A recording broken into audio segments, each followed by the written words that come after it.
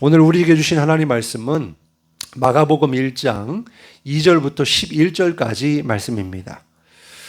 신약 성경 마가복음 1장 2절부터 11절까지 말씀, 우리가 지난주 수요일부터 우리가 마가복음의 말씀을 우리가 묵상하고 또 은혜를 나누고 있습니다. 오늘 두 번째 시간인데요. 마가복음 1장 2절부터 11절까지 제가 한 절, 여러분 한 절 이렇게 교독하고 마지막 절은 같이 봉독하겠습니다. 선지자 이사야의 글에 보라, 내가 내 사자를 내 앞에 보내노니 그가 네 길을 준비하리라. 광야에 외치는 자의 소리가 있어 이르되 너희는 주의 길을 준비하라. 그의 오실 길을 곧게 하라. 기록된 것과 같이. 세례 요한이 광야에 이르러 죄사함을 받게 하는 회개의 세례를 전파하니 온 유대 지방과 예루살렘 사람이 다 나아가 자기 죄를 자복하고 요단강에서 그에게 세례를 받더라. 요한은 낙타털 옷을 입고 허리에 가죽띠를 띠고 메뚜기와 석청을 먹더라. 그가 전파하여 이르되 나보다 능력 많으시니가 내 뒤에 오시나니 나는 굽혀 그의 신발끈을 풀기도 감당하지 못하겠노라. 나는 너희에게 물로 세례를 베풀었거니와 그는 너희에게 성령으로 세례를 베푸시리라.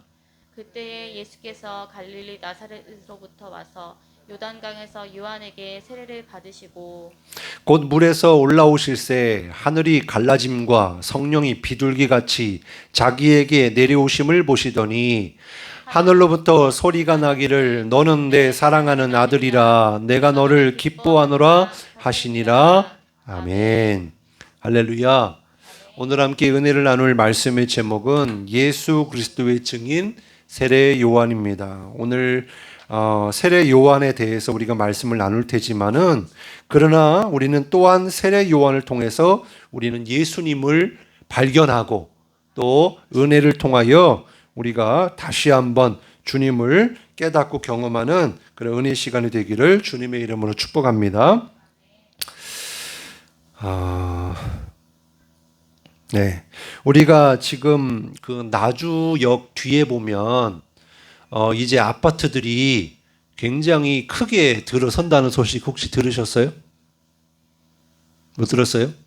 네, 거기 가보면 이렇게 플랜카드가 이렇게 크게 걸려 있어요. 그래서 우리가 나주라고 하는 어떻게 보면은 수도권에서 보면은 시골이지만 그래도 이 아파트들이 많이 들어선다는 건 발전한다는 거거든요. 그러니까 다 장단점이 있겠습니다만은 보통 그렇게 아파트를 세우면 그러니까 뭐 이야기로는 1500세대가 들어온다고 그래요. 우리가 기도해야 될 것은 그들 가운데 감리교회 그리고 우리 교회를 통해서 예수 믿고 구원받을 이들이 분명히 있을 거다. 그런 믿음으로 우리가 기도해야 누가 오더라도 준비되어진 영혼으로 우리가 섬길 수가 있을 것입니다. 그래서 기도해야 되겠고요. 중요한 것은 뭐냐면 제가 드리고 싶은 말씀은 이렇게 아파트들이 들어서기 전에 먼저 아파트를 어떤 모양으로 어떻게 지어서 그 아파트 단지를 이렇게 만들겠다라고 하는 그런 시공, 그런 계획이 있습니다. 그리고 설계가 있고요. 그리고 도면이 있고 그리고 그것을 이제 축소해서 이렇게 실제같이 이렇게 모형을 만들어 놓는 것을 모델 하우스라고 이야기합니다. 그래서 모델 하우스를 통해서 사람들이 이 집이 이렇게 지어지겠구나. 그래서 그것을 보고 이제 분양을 하는 거예요. 물론 아무나 분양할 수는 없지만 분양권을 가지고 있어야 분양을 할 수 있지만은 어쨌든 이 모델 하우스의 역할은 아파트가 이렇게 지어진다라고 하는 것을 모형으로 보여주는 역할입니다. 그리고 나서 이제 분양이 끝나요. 분양이 끝나면 어떻게 될까요? 이제 막 건축이 올라가겠죠. 예. 그런데 그와 함께 모델 하우스는 대부분 사라집니다. 왜냐하면 모델 하우스는 집이 지어지기 전까지의 역할이기 때문에. 그래서 그것이 사라지든지 또 그게 중요한 건 아니니까 있다 하더라도 그래서 모델하우스는 실제 아파트의 그림자요 모형에 불과하기 때문에 이제 그 역할을 다하면 사라지는 거다. 우리가 이거를 알 수가 있잖아요. 이와 같이 모델하우스와 같은 역할을 한 사람이 있습니다. 바로 그 사람이 세례 요한이라 이렇게 성경은 말씀해 주고 있는 거예요. 복음서의 여러 이렇게 말씀들을 통해서 세례 요한에 대해서 말씀해 주고 있어요. 먼저 광야에서 여호와의 길을 예비하라 라고 하는 이사야의 예언의 말씀을 가지고 그 여호와의 길을 예비하는 자가 바로 세례 요한이다 라고 복음서 기자들은 이렇게 소개를 하고 있습니다. 그리고 마가복음 본문에 보면 하나님의 오심의 길을 예비하는 광야에 외치는 소리다 이렇게 표현해 주고 있고요. 마태복음에서는 오리라 한 엘리야가 바로 이 사람이다. 예언된 사람이 바로 이 사람이다 라고 소개하고 있습니다. 자, 마태복음 11장 13절부터 14절에 이렇게 말씀이 나와요. 오리라 한 엘리야가 바로 세례 요한이다. 그리고 요한복음에 보면 세례 요한을 가리켜서 뭐라고 설명하고 있냐면 요한복음 1장 8절에 그는 이 빛이 아니요 이 빛에 대하여 뭐하러 온 자라? 증언하러 온 자라. 자, 빛은 누구예요? 예수님을 이야기하는 거죠. 예수님이 참된 빛이요 생명의 빛인데 그러면 세례 요한이 그 빛 대신 예수님을 뭐하러 왔다? 예수님을 증언하러 왔고, 그러니까 태어났다는 거죠. 그리고 사명이 바로 그 예수님을 증언하는 것이 사명이다라고 말씀을 해주고 있습니다. 그러면 세례 요한이 왜 어떻게 해서 이러한 증인으로서의 사명을 받았을까요?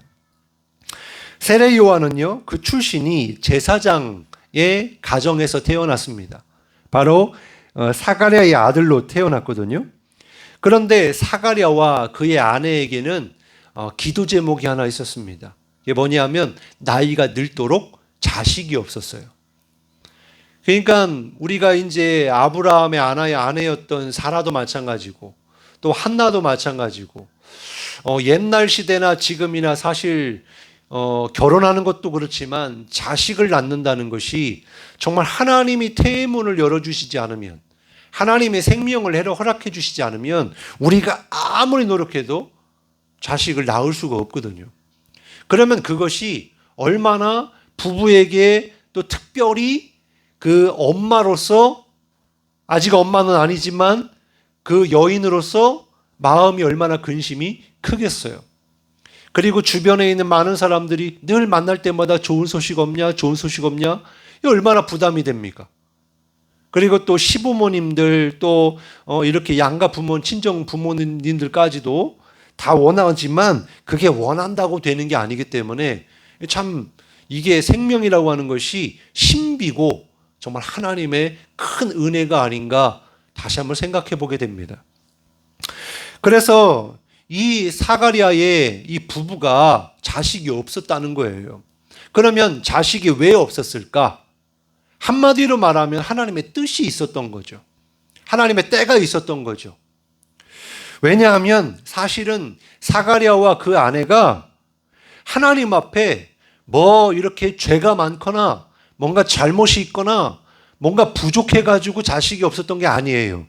왜 그러냐면 누가복음 1장 6절과 13절에 이렇게 말씀해요. 이 두 사람이 하나님 앞에 의인이라고 그랬습니다. 의인이라고. 이게 아무나 들을 수 있는 그런 칭찬이 아니잖아요. 이런 평가가 아니잖아요.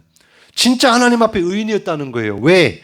주의 모든 계명과 규례대로 흠이 없이 행하더라. 어떻게 주의 모든 계명을 다 준행할 수가 있습니까?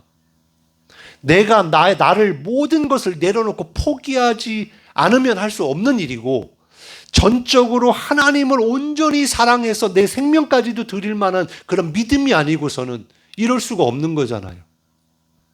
그리고 바리새인과 서기관들과 이 종교 지도자들 또한 하나님의 명령을 다 제대로 지키지 못했는데 어떻게 이 사가랴와 이 아내가 어떻게 이렇게 하나님 앞에서 모든 계명을 지킬 수 있었을까? 그만큼 얼마만큼 하나님 앞에서 정말 의로운 삶을 살았는지를 설명해 주고 있는 거예요. 그래서 이 사가랴와 엘리사벳 그들 가운데 천사가 와서 수태고지를 합니다. 이제 내가가 아니죠. 이제 하나님의 그런 명령을 전달하는 입장에서 천사가 이제 아들을 낳아줄 거다. 아들을 줄 거다 그래요. 그래서 그 이름을 요한이라 하라. 이름까지 정해줍니다. 누구와 좀 비슷하지 않아요? 예수님과 비슷하지 않습니까? 마리아에게 결혼도 하지 않은, 또 남자와 동침하지 않은 어떻게 동정녀가 어떻게 아이를 낳았어요? 하나님이 천사를 통해서 그에게 수태고지를 해줬잖아요.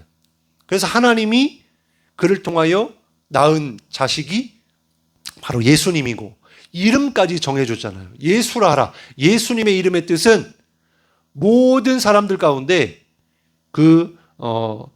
죄인들을 구원할 자라 그랬잖아요. 죄지은 모든 사람들을 구원할 자라. 그런 것처럼 세례 요한도 그렇게 수태고지를 통해서 아이를 낳았고요. 그 이름까지도 알려주셨고, 이 말의 뜻은 뭐가 있냐면 하나님이 하실 일이 있다는 거거든요. 그게 뭐냐면 바로 오실 메시아, 그 예수님을 증언하기 위해서 때를 기다렸던 것이고, 그의 가정에 바로 이 세례 요한을 낳게 하신 거예요. 그러면 여러분, 우리 권사님들은 벌써 자식도 낳고 오래 이제 다 커가지고 또 손주들도 다 크고 있는데, 지금 와서 생각해 보면 늦을 수도 있지만 하나님이 왜 나에게 자식을 주셨을까 한번 깊이 생각해 보신 적 있습니까? 있어요, 없어요? 잘 모르겠어요?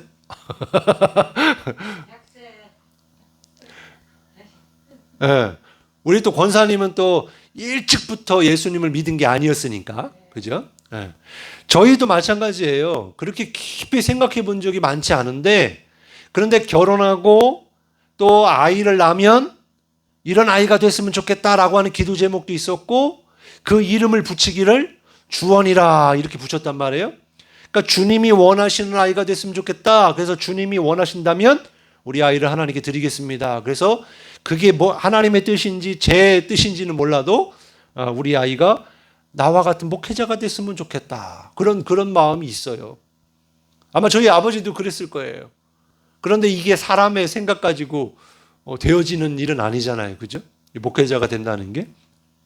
그리고 특히나 목회자의 어떻게 보면은 이제 사모님들은 더 실제적으로 생계를 이렇게 책임져야 하고 또 자녀들을 양육하고 키우는 입장에서 목사 아버지보다도 사모님의 입장에서는 자식을 목회자로 키우고 싶지 않아 하는 그런 사모님들이 참 많습니다. 왜냐하면 그 길이 결코 쉬운 일이 아니니까.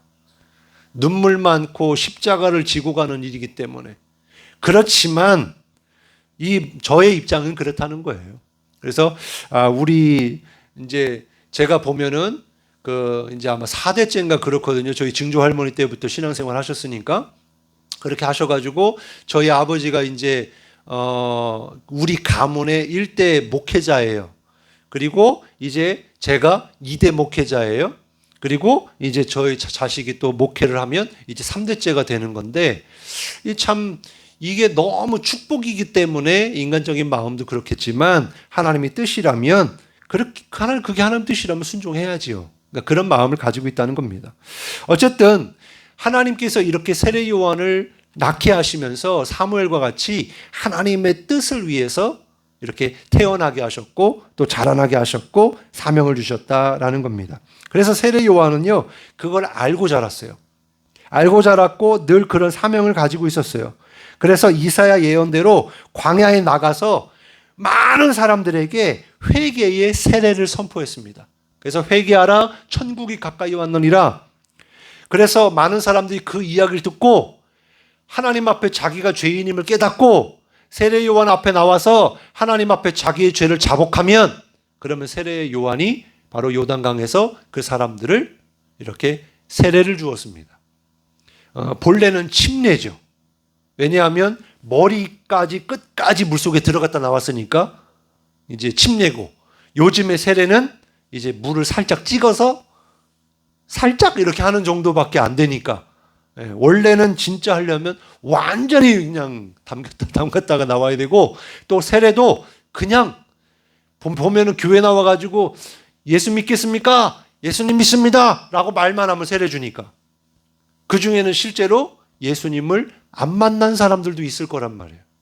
이게 하나의 어떻게 보면 의식으로 되다 보니까, 그래서 또 한 번 세례받는 건데 군대 갔다 와서 2번 세례받는 사람도 있고 뭐 그런 사람들도 있습니다. 어쨌든 그렇게 이제 세례를 받고 나면 이 사람들이 어떻게 하냐면, 세례 요한님 제가 당신을 따르겠습니다. 그러니까 막 당신을 막 하나님처럼 막 섬기려고 그래. 근데 세례 요한이 어떻게 했냐면, 자기는 그런 역할도 아닌데다가 그런 영광을 받을 만한 존재가 내가 아니기 때문에, 오히려 영광을 받으실 분은 내 뒤에 오실 예수님이기 때문에 어떻게 했냐면 집으로 다 돌려보냈어요. 세례 요한은. 참 위대한 사람이죠. 그리고 6절에 보면 세례 요한이 어떻게 생활했는지 보니까 낙타털 옷을 입었대요. 이게 뭐 오늘날로 말하면 무슨 뭐 밍크 코트 마냥 무슨 그런 가죽 그런 것을 이야기하겠습니까? 아주 허름하고 부족하고 진짜 요즘 말로 말하면 명품이 아니고 진짜 거적대기 같은 그런 옷을 입고 허리에는 가죽띠를 띠고 메뚜기와 석청을 먹었대요. 사람들이요, 세례 요한에게 세례받고 나서 왜 감사한 마음이 없고 또 세례 요한에게 많은 것을 갖다 주지 않았겠습니까? 사람이라면 그렇잖아요. 은혜를 받았으면 그래도 통해서 은혜를 주신 거니까 그래도 감사를 표시할 수 있는 거잖아요. 근데 세례 요한은 그렇게 하지 않았다는 거예요. 메뚜기와 석청을 먹으면서 광야에서 지냈다는 겁니다. 왜 그랬다고요? 그의 삶과 사명은 오직 한 가지, 예수님을 증언하는 그런 일이 다였기 때문에 그렇다는 겁니다. 우리가 여기서 깨달을 게 있어요. 그에게는 이 사명 외에는요, 부귀와 명예와 인기는요, 사치였을 뿐이라는 겁니다. 그에게는 그러한 것들이 아무것도 아니었다는 거예요. 오직 예수님 한 분만으로 만족한 인생을 살았다는 겁니다. 그래서 우리가 여기서 우리의 삶을 되돌아보면서 우리에게 자문해야 될 것이 있습니다. 나는 지금 무엇을 따라 살고 있는가? 나는 우리에게 주어진 인생을 왜 살고 있는가? 누구를 위해 살고 있는가? 바로 사명에 있어야 할 줄로 믿습니다. 사명을 알고 사명을 따라 살면 사명이 아닌 불필요한 것들은요, 아무것도 아니게 되고 쳐다보지도 않게 됩니다. 그런데 왜 그렇게 뜨겁게 하나님이 주신 사명 가지고 막 부르짖던 사람들이 나중에 배가 불러지고 등이 따뜻해지고 뭔가 좀 살아가는데 많은 사람들로 하여금 부귀와 명예와 인기를 얻으니까 어떻게 돼요? 변질이 되고 사명도 잃어버리고. 여러분의 엘리 제사장이 처음부터 그렇겠습니까? 그렇게 비둔해지고 영적인 눈이 가려지게 된 것은 그만큼 하나님 앞에 간절함이 없었고 삶이 그렇게 하나님을 간절히 사모해야 할 만한 그런 삶이 아니었을 거라고 봅니다. 그리고 영적으로도 이 감각이 무뎌져서, 그러니까 우리는 늘 하나님과 교통해야지, 그렇지 않으면 우리도 눈이 다치고 마음도 무뎌지고 사명도 잃어버릴 수 있다는 거, 우리가 이것을 깨달아야 됩니다. 그래서 우리는요, 사명을 따라 살아가야 할 줄로 믿습니다. 예수님은 공생의 사역을 하시면서 세례 요한이 옥에 갇히게 됐어요. 정말 예수님 때문에 복음 전하다가 옥에 갇힌 거잖아요. 그죠? 그리고 헤로디아의 일로 인해서 진짜 너무나 비참하게 그냥 목이 떨어져 가지고 그렇게 해서 죽음을 맞이한 아주 안타까운 그런 인생을 살았지만, 그러나 주님의 평가는 그런 평가가 아니라 정말 모든 사람 중에 선지자 중에 최고다라고 예수님께 평가와 칭찬을 받았습니다. 한번 보세요. 마태복음 11장 9절 11절입니다. 그러면 너희가 어찌하여 나갔더냐? 선지자를 보기 위함이었더냐? 옳다, 내가 너희에게 이르노니 선지자보다 더 나은 자니라. 또 11절에 내가 진실로 너희에게 말하노니 여자가 낳은 자 중에, 여자가 안 낳은 사람 있어요, 없어요? 없습니다. 아담 빼고 없어요. 모든 인류는 다 엄마 뱃속에서 나온 거예요. 그죠? 예수님도 그러셨는데. 그런데 보세요. 여자가 낳은 자 중에 세례 요한보다 큰 이가 일어남이 없도다. 진짜 얼마나 많은 사람이 태어나서 얼마나 많은 사람이 죽었습니까? 그리고 세계적으로 유명하고 영향력 끼치고 위대하다고 평가받는 사람들이 얼마나 많아요. 근데 예수님의 평가를 보십시오. 여자가 낳은 자 중에 세례 요한보다 큰 자가 없다는 거예요. 와, 진짜 이런 칭찬을 받을 수만 있다면 진짜 얼마나 좋을까.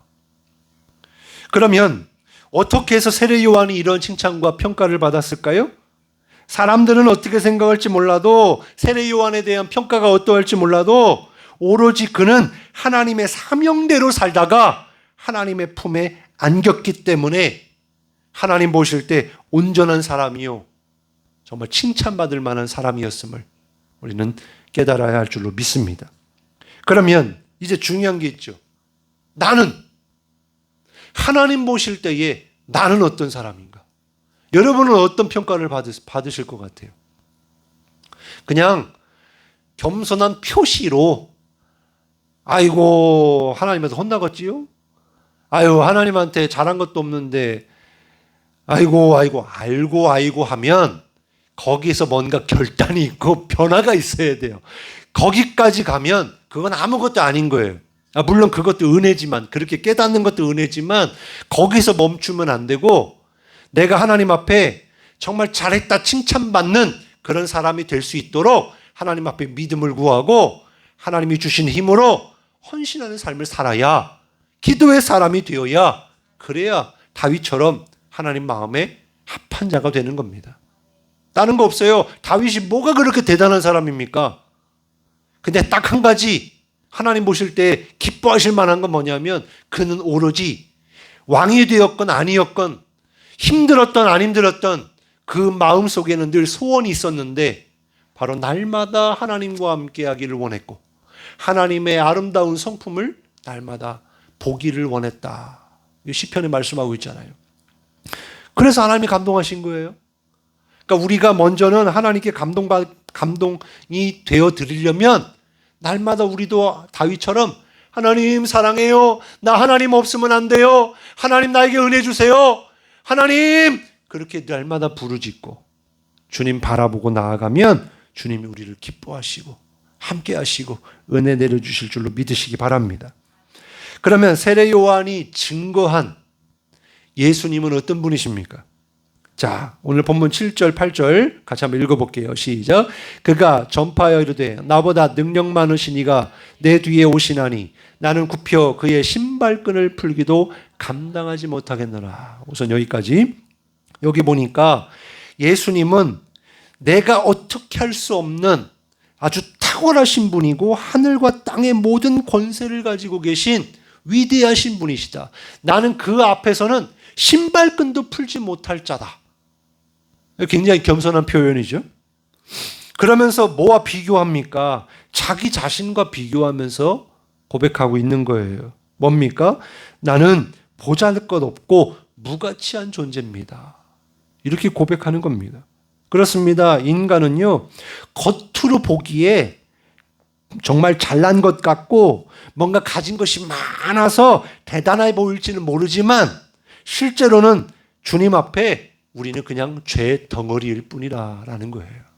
하나님 없는 인생은 그냥 쓰레기와 같은 인생에 불과하다. 지렁이와 같은 인생, 막대기와 마른 막대기와 같은 인생이라는 거예요. 그래서 세례 요한이 그렇게 주님 보실 때에는 모든 여자가 낳은 자 중에 가장 위대하다고 했는데 세례 요한이 고백이 나는 주님의 신발끈도 풀지 못한다고 하면 우리는 어떻게 하라는 거야? 우리는요, 세례 요한이 예수님의 신발끈도 못 풀면요, 우리는 예수님께 가까이 가지도 못해요. 그죠? 베드로가 그랬잖아요. 밤새도록 그냥 이렇게 물고기를 낚으려고 자기 평생 직업이 이제 물고기 잡는 일이었는데 자기 전문가잖아요. 근데 어쨌든 간에 물고기를 낚아야 가정 생계를 유지할 수 있는데 하나도 낚지 못했으니까 얼마나 실망과 좌절과 그런 절망 가운데 있었겠어요? 근데 예수님이 가셔서 배 오른편에 던져라, 깊은 곳에 던져라. 그러니까 어떻게 해요? 그물이 찢어질 것처럼 많이 잡히니까 예수님을 예수님으로 보고 깨달으니까 어떻게 해요? 나는 죄인으로서이다. 나를 떠나소서 그래요. 그러니까 주님을 알면 우리는 그 주님 앞에 사실 나아갈 수 없는 존재라는 겁니다. 그러나 주님은 어떻게 해요? 내게로 오라 그러잖아요. 수고하고 무거운 짐진 자들아. 여러분, 수고하고 무거운 짐 안 진 사람이 있어요? 아무도 없어요. 이 얘기는 뭐냐면 모든 사람들아 다 내게로 오라. 내가 너희를 쉬게 하리라. 왜? 주님이 안식처니까. 그러니까 모든 사람들이 주님께 나아갈 수 있도록 주님이 열어주신 거예요. 그러한 하나님의 은혜를 우리가 깨달아야 할 줄 믿습니다. 또 두 번째로 마가복음 1장 8절에 보니까 나는 너희에게 물로 세례를 베풀 거니와 그는 너희에게 성령으로 세례를 베푸신다. 그러니까 예수님은 누구시냐고 하니까 성령으로 세례를 베푸시는 분이다. 이렇게 설명해 주고 있어요. 여러분 혹시 물 세례와 성령 세례의 차이가 뭔지 아십니까? 제가 아주 간단하게 이야기할게요. 자, 물과 성령 세례의 차이점은 첫 번째, 예수님은 탁월하시며 물 세례는 사람이 주고 성령 세례는 누가 주신다? 예수님이 주신다. 오늘 그랬잖아요. 예수님이 너희에게 성령으로 세례를 주신다 그랬잖아요. 그죠? 예수님이 주신다. 이게 다른 거예요. 또 세 번째는 뭐예요? 물 세례는 회개의 세례고 성령 세례는 능력의 세례다라는 거예요. 그러니까 우리가 사명을 감당하려면 물 세례 가지고는 안 돼. 성령 세례를 받아야 되는 거예요. 물론 이것이 같다고 말하는 사람도 있고 다르다고 말하는 사람도 있는데 그 얘기는 뭐냐면 물 세례 가운데 함께 성령이 임할 수 있고 또 물 세례 받기 전에 먼저 성령이 임할 수도 있고 물 세례 받고 나서 성령 세례를 받을 수 있고 중요한 건 뭐다? 성령 받아야 된다는 거예요. 성령이 없으면 말짱 꽝이라는 거예요. 그것을 말씀해 주고 있는 겁니다. 그래서 능력 있는 그리스도인이 되려면 우리가 성령으로 세례를 받아야 된다. 또한 예수님이 누구신가? 요한복음 1장 8절에 보니까 아까 말씀드린 대로 빛이시라 그랬고요. 또 네 번째로 보면 요한복음 1장 29절에 보라 세상 죄를 지고 가는 하나님의 어린 양이로다. 우리의 모든 죄의 짐을 다 짊어지고 가는 도살장에 끌려가는 어린 양과 같으신 그런 모습으로 십자가를 지셨다라고 말씀해 주고 있습니다. 그렇습니다. 우리가 믿는 주님은요. 하늘에서 호화롭게 모든 그런 능력과 권위를 가지고 하나님이 원하시는 대로 마음대로 하실 수도 있지만 그러나 우리 죄의 문제는 우리 힘으로 해결할 수 없고 다 지옥 가기 때문에 하나님 마음은 늘 그게 안타깝고 또 하나님의 마음은 아프셨어요. 사람들 보고 눈물 흘리셨어요. 그래서 약속대로 예수님을 보내주신 거예요. 하늘의 모든 권세를 내려놓고 이 땅에 오셨단 말이에요. 어떤 모습으로? 종의 형체로.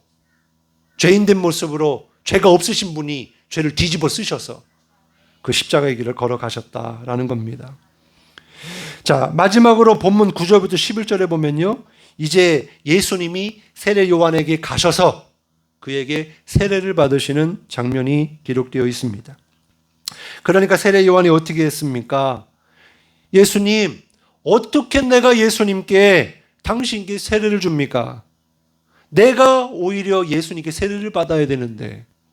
그러면서 15절에 예수님 뭐라고 말씀하세요? 예수께서 대답하여 이르시되 이제 허락하라. 우리가 이와 같이 하여 모든 의를 이루는 것이 합당하니라. 이 의가 뭡니까?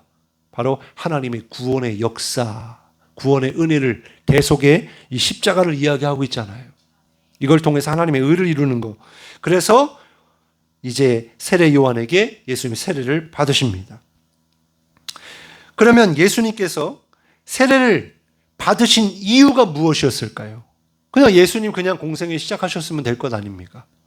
죄가 없으신데. 근데 굳이 세례를 받으신 이유는요. 다시 한번 말씀드리지만 의를 위해서 한 것이다라고 말씀해서 우리에게 답을 주고 있습니다. 구속사역, 대속사역을 이루기 위해 세례를 받으신 거고요. 이거는 뭐냐면 모든 죄인들을 대표해서 세례를 받으신 것이고 하나님의 어린 양으로서 모든 인류의 죄가 예수님께 뒤집어 씌워지는 그런 세례라고 볼 수도 있습니다. 그러면 예수님께서 세례를 받으시고 나서 어떤 일이 생겼습니까? 하늘이 갈라졌다 그랬습니다. 우리가 성령을 받았는지 성령 세례를 받았는지 우리가 이걸 알려면 성경에 나온 그런 역사가 경험이 되어져야 하는 거예요. 그냥 내가 성령 받았다 그게 끝이 아니에요. 지적 동의가 아니에요. 보니까 하늘이 갈라졌대요. 보세요. 저기 그 초대교회가 시작할 때 마가의 다락방에 모여있던 120명의 성도들이 예수님 말씀대로 성령이 오시기를 기다리며 예배할 때 어떻게 했대요? 하늘의 문이 열렸대요. 하늘의 문이. 그러니까 성령은 어디로부터 오는 거예요? 하늘로부터 내려지는 거예요. 그러니까 우리가 기도하는 가운데 말씀 듣는 가운데 성령이 임한다고 한다면 하늘이 갈라지는 역사가 있는 겁니다. 내 눈에는 보이지 않을지라도 하늘이 갈라지는 것처럼. 그래서 거기서 뭐가 성령이 비둘기같이 내려오셨다 그래요. 임하셨다는 거예요. 그러면 성령이 임하셨을 때와 임하지 않으실 때가 분명히 차이가 있겠죠. 그럼 성령의 증거가 있을 것 아닙니까? 그 성령의 증거 중에 하나는 하나님의 음성이 들려진다는 거예요. 주님이 누구이신지를 알게 되는 거예요. 그래서 예수님도 뭐라고 말씀하십니까? 하늘로부터 소리가 나기를 너는 내 사랑하는 아들이라 내가 너를 기뻐하노라. 성령 받은 사람들은 내가 너를 아들로 삼았노라. 너는 나의 아들이요 딸이라. 내가 바로 너를 구원한 구원자 예수다. 그런 음성이 들려진다는 거예요. 그리고 가슴이 뜨거워지고요. 그리고 사명을 깨닫게 되고요. 능력이 생겨요. 그래서 사도행전 1장 8절에 보면 성령이 너희에게 임하시면, 오직 성령이 너희에게 임하시면 너희가 권능을 받고 예루살렘과 온 유대와 사마리아와 땅끝까지 이르러 뭐 할 거다? 내 증인이 되리라. 성령이 있지 않고서는 우리가 예수님을 증거할 수 없는 거예요. 그러니까 능력이 있어야 하는 거예요. 이것도 전도도. 사랑하는 성도 여러분, 오늘 말씀을 기억하시면서 정말 우리 안에 성령이 임하기를 바랍니다. 또 성령이 한 번 임했다고 끝나는 게 아니에요. 성령 세례는 한 번일지 모르지만 여기에 계속 성령의 내주하심과 성령의 임재, 성령의 충만함, 이런 것들이 우리 가운데 날마다 부어져야 하는 거예요. 여러분, 이 바다가요 그냥 그대로 있으니까 그대로 있는 게 아니에요. 날마다 수증기가 됐든 뭐가 됐든 하늘로부터 공급받는 게 있으니까 바다가 그렇게 깊이 넓게 물이 가득한 것처럼, 그러니까 우리가 그걸로 먹고 사는 거잖아요. 그런 것처럼 우리도 성령 충만해야 우리를 통해서 날마다 성령이 다른 사람들에게로 흘러가게 되는 줄 믿으시기 바랍니다. 결론입니다.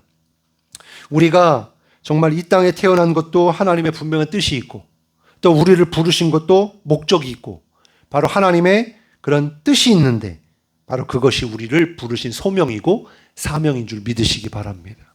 그래서 우리의 삶에 사명 따라 살아야 합니다. 나이와 상관없고 하나님 부르시는 그날까지 우리는요, 내게 주신 사명이 뭔가? 우리 권사님 사명이 뭐예요? 우리 권사님 사명은 기도하는 사명이에요.